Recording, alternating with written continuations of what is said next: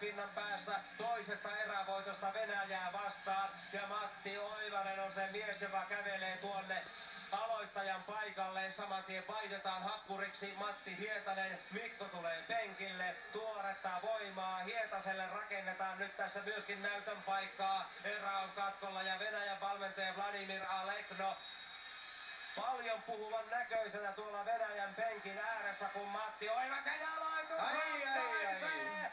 Matti Oivanen pistää Venäjän kyykkyyn 25-22.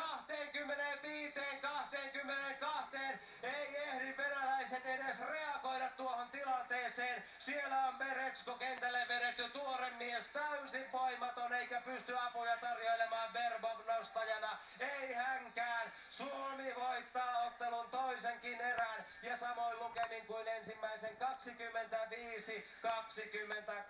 25-22.